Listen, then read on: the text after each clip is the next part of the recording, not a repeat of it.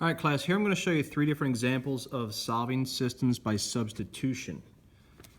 Now, in this one, we realize that the y is already by itself, so I can see what it is that y equals. I need to substitute all of that in for y in the other equation. So I'm going to rewrite this second equation, but instead of putting y, I'm going to put parentheses and insert this. So 2x plus parentheses. Instead of y, I insert this, x minus 7, and finish it with equals 8. Go ahead and simplify this. I can distribute the positive 1, because that plus just means positive 1, but it's not going to change anything. I'd still end up with a positive x and a minus 7. So 2x plus x minus 7 equals 8. Combine our like terms. 3x minus 7 equals 8. Add 7 to both sides. 3x equals 15. Divide by 3 and x equals 5. That gives us half of our solution. It only gives us the x value. We still need the y value. Take what you know for x and plug it right back into the original equation. Instead of y equals x minus 7, I write y equals 5 minus 7. And of course, 5 minus 7 makes negative 2. And so our solution to this system is 5 and negative 2. X always comes first. Second problem. We know what y equals right here. Substitute it for y in the first equation.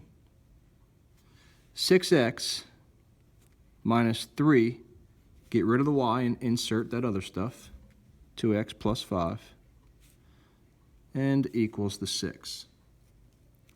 Distribute the negative 3. 6x minus 6x minus 15 equals 6. Combine our like terms, and we realize right here that those two variables end up canceling out, leaving us with negative 15 equals negative 6. No match means no solution. Now, of course, since it's no solution, that means that we have parallel lines. If you were to rearrange this equation, you would realize that it does come out to the same slope, but a different y-intercept. That's why they're parallel and is no solution. Last one.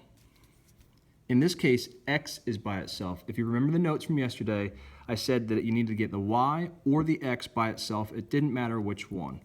So we have x by itself, and x equals this. So substitute it into the first equation for the x this time instead of the y. It's not always going to be the y. Sometimes they give you a different variable that's by itself. All right, so rewrite this. Replace the x with that junk. So y plus 50 plus the 2y equals 200. Nothing really to distribute, so it's just going to stay the same, y plus 50. Combine like terms, 3y plus 50 equals 200. Subtract the 50 to both sides. 3y equals 150. Divide by the 3, and y equals 50. Now we only have half our solution. The other half is to plug this back in for the y, right over here, and solve for x. So x equals y plus 50, or x equals 50 plus 50, because y was 50. And that gives us x equals 100.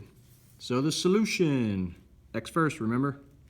150.